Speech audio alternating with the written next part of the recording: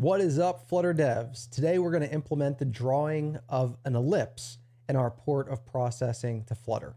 Let's go take a look. Here is the standard specification for processing, and we're looking at the ellipse procedure.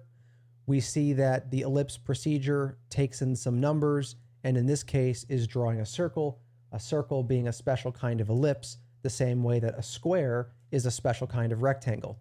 Let's read the description to see what we're dealing with. Draws an ellipse, oval, to the screen. An ellipse with equal width and height is a circle. By default, the first two parameters set the location, and the third and fourth parameters set the shape's width and height. The origin may be changed with the ellipse mode function. We then see that the first two parameters are the x and y coordinates of some location, and then the third and fourth parameters are the width and height by default. However, there's a reference to this ellipse mode thing, and we need to go figure out what that changes so that we're sure that we implement the right behavior. Let's come over here to ellipse mode. We see two example images. Each example image is drawing two ellipses, ellipsi, whatever they are, two ovals, and they're showing four different ways of specifying the size and location. What I want to draw your attention to are four values: radius, center, corner, and corners plural.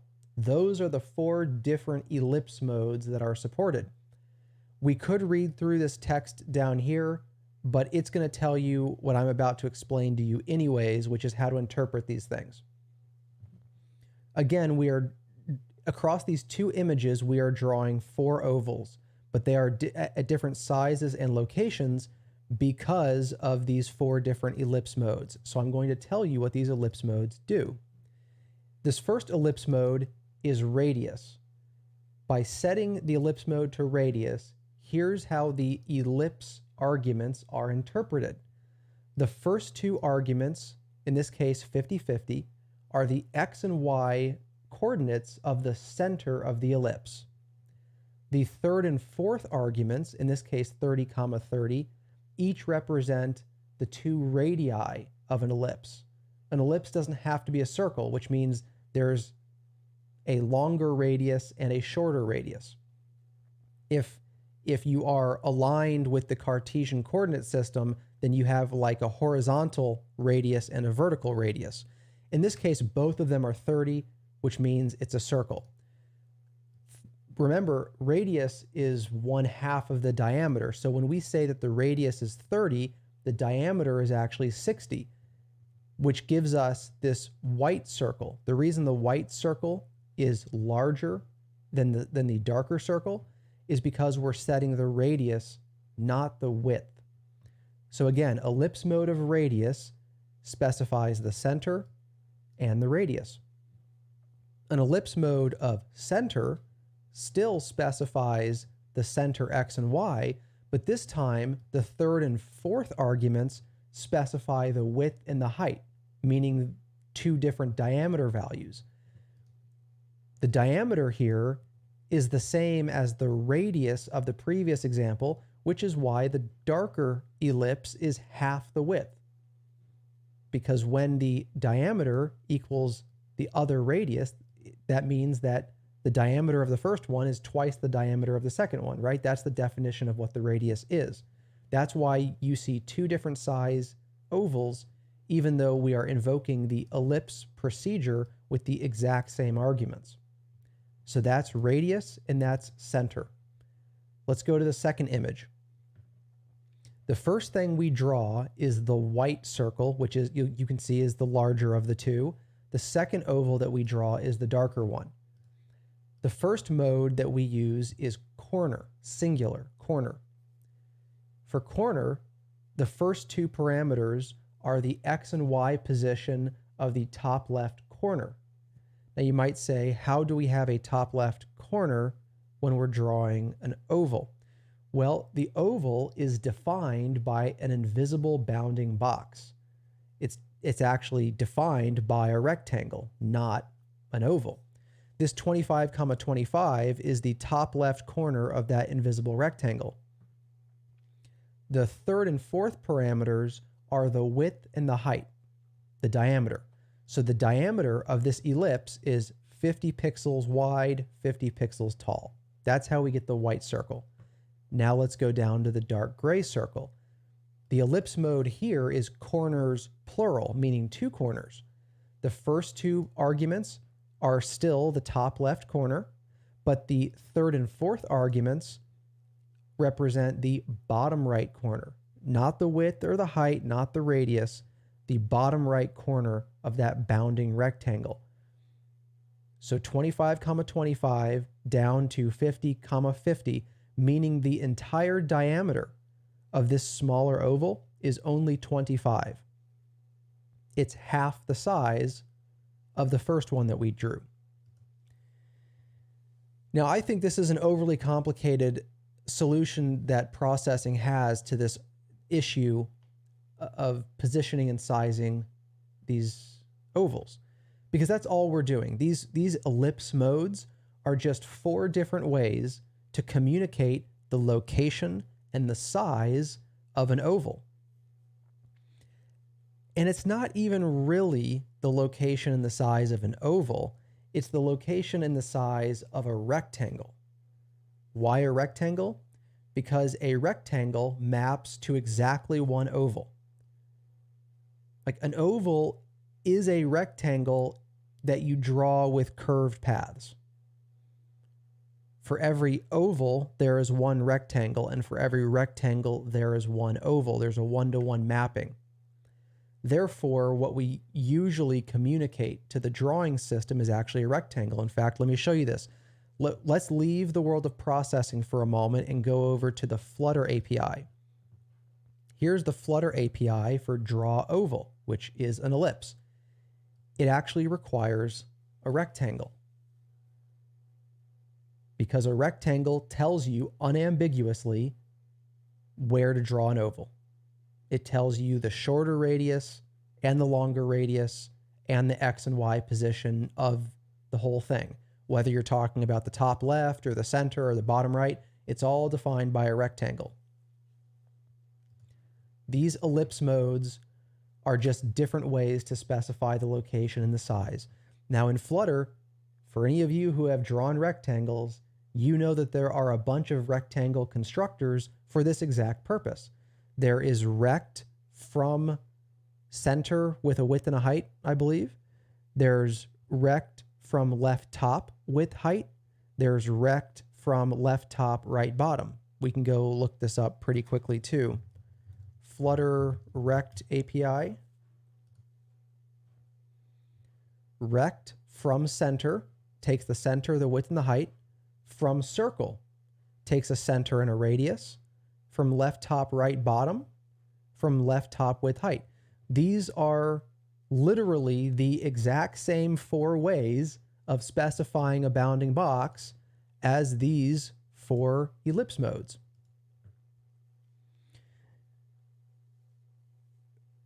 For this reason, this ellipse mode appears to only be related to the ellipse procedure. And so this is a case where we don't need this functionality for anything else, and this is an ineffective way to specify the bounding box for the ellipse. So I'm proposing that we not use this property at all. I think it's counterproductive. I think it's a distraction. We just want to make sure that if a user wants to define an oval in these 4 ways, there's a convenient way to do it. We can make it more convenient than this. So back here in the ellipse definition, this is at least the one example that we want to implement in our test suite. What we're going to do is follow our normal procedure here. We're going to write the test, then we're going to implement the code that fulfills the test. When we go write the actual implementation of the ellipse method, we're going to take a look back at how we implemented square, because I think that's going to give us a pretty obvious way to implement ellipse. Here we are in our test suite. I'm going to copy the last test that we wrote and then adjust it for the ellipse method. It was point. We're going to change that to ellipse.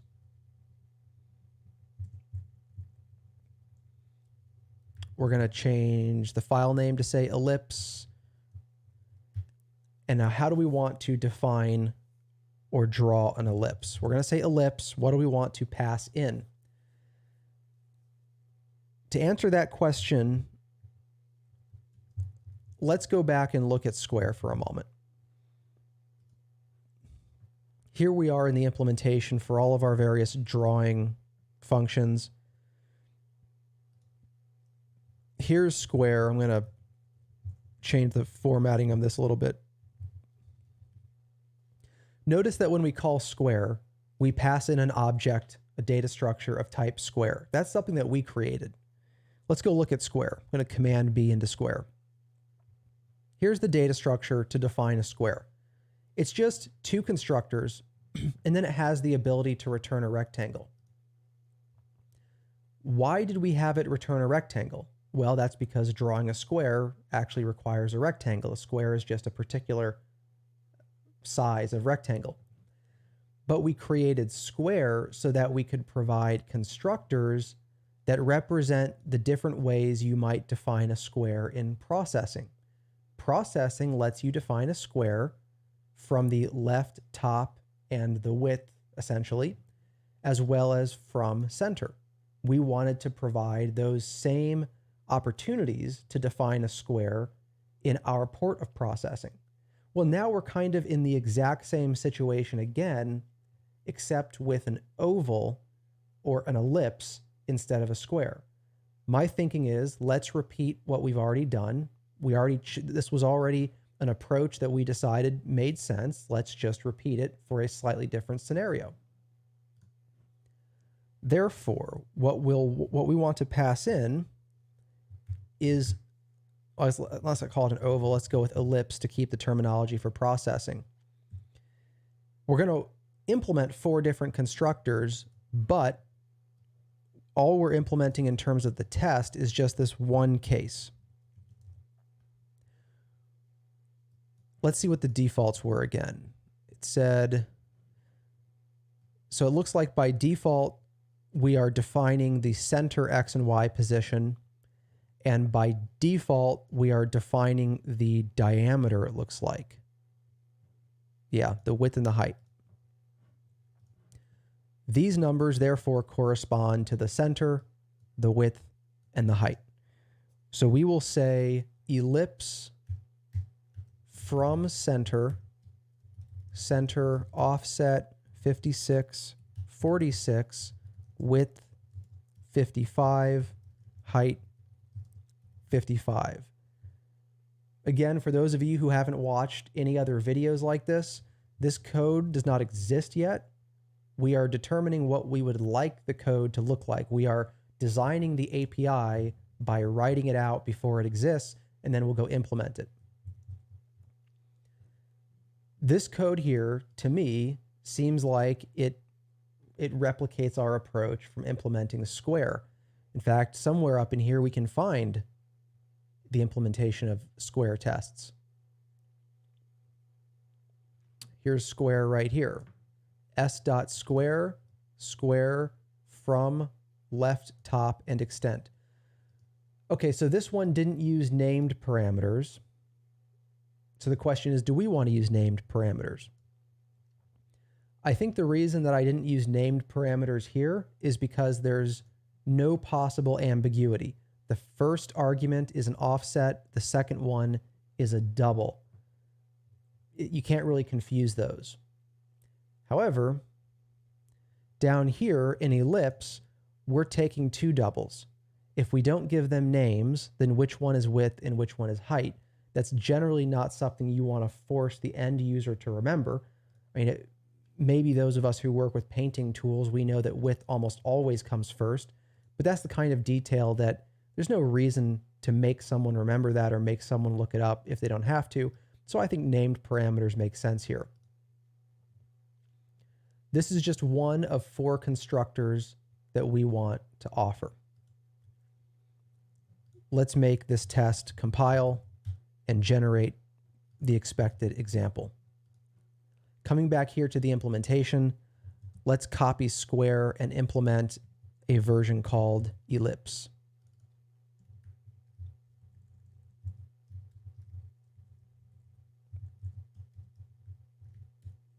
Here we already literally have a constructor called fromCenter, except we want named parameters and we don't want extent, we want width and height. And all of these are required.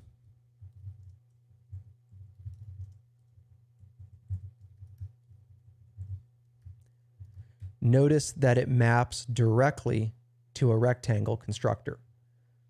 We could take a rectangle if we wanted to, by the way. Instead of creating this concept of an ellipse, we could take a rectangle. But I'm thinking for developers that aren't used to this kind of programming, maybe the idea of passing a rectangle into a method called ellipse seems backwards. So we're going to make it really easy and just have something called ellipse. And so again, let's see, what do we want here? We just implemented center. We need some version like radius. So maybe from center with radius. I mean, I guess that's an okay name.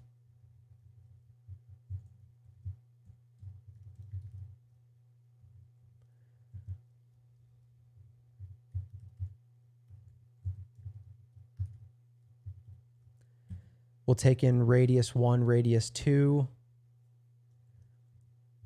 and then the width is radius 1 times 2, and the height is radius 2 times 2. What did I say those 4 constructors were for rectangle? Okay, so from circle, I guess that one doesn't really make sense for us.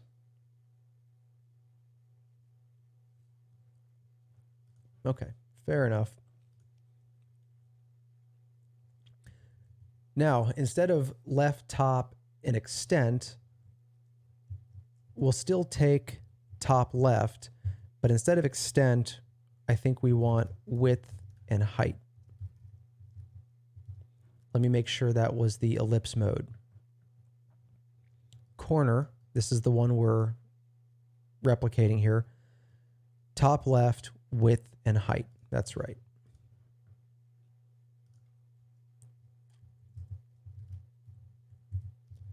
We throw that into a rectangle, and we want to make sure that all of these named parameters are provided. And then there's one more constructor, which is from left top, right bottom. This is 2 points. And rect also has a constructor like that, from left top, right bottom.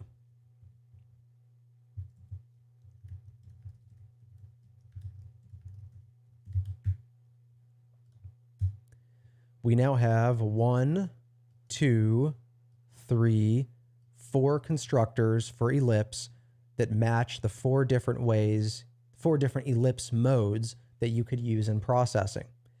And all those 4 constructors do is assemble a single rectangle that we can get later when we're painting this thing. If we jump back to the test, notice that our constructor doesn't have a red squiggly. We've implemented this constructor the way we want to. Now we just need to implement the ellipse call. So let's go back up here and let's see. So we defined square right before rectangle. So let's define ellipse right after circle. We take in an ellipse. And what do we want to draw? We want to draw an oval because in Flutter, the term is oval, not ellipse.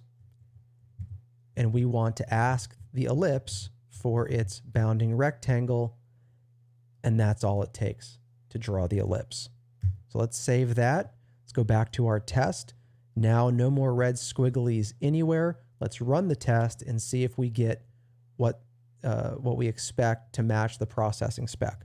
So Flutter test update Goldens plain name equals ellipse.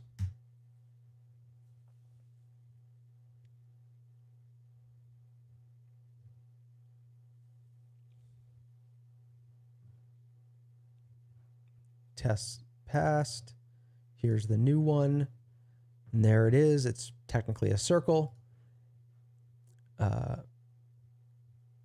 And this is what we're trying to match.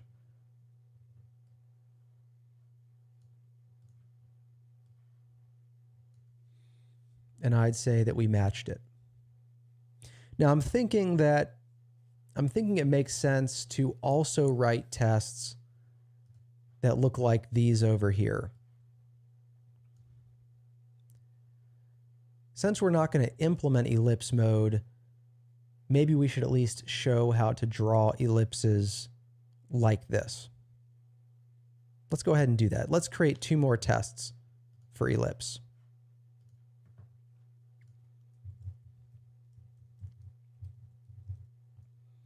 Here's ellipse example 2. And then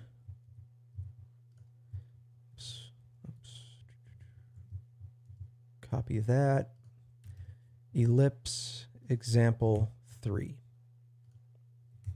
And now let's implement these.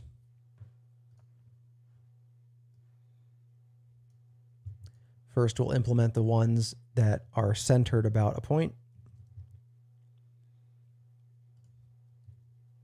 We're going to use the cascade operator to draw another ellipse. The first one is radius, so we want from center with radius. Radius 1 is 30, radius 2 is 30.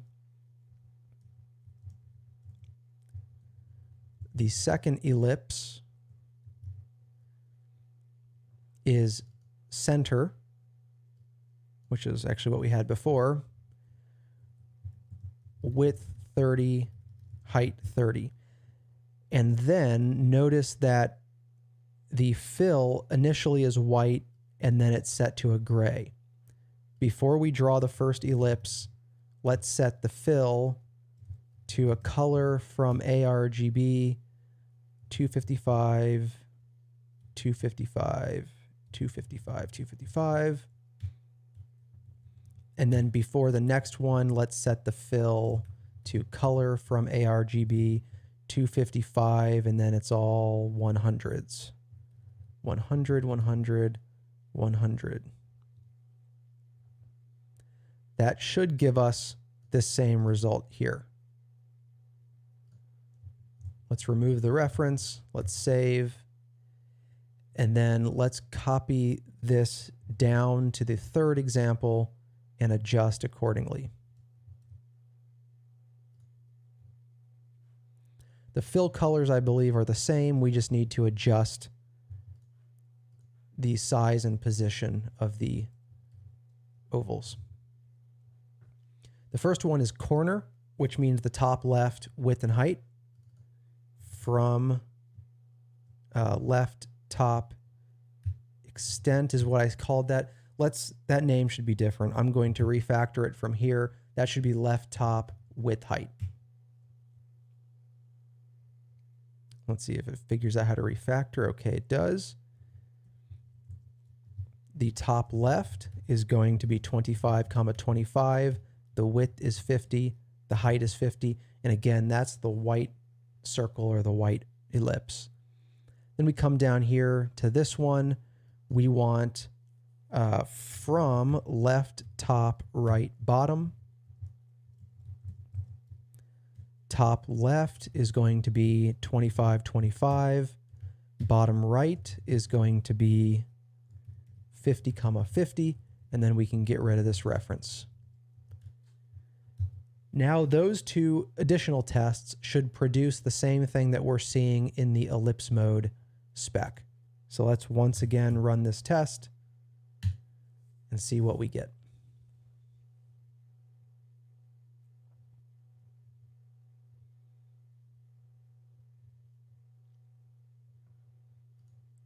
Goldens, here's example 2, which is what we expected right here.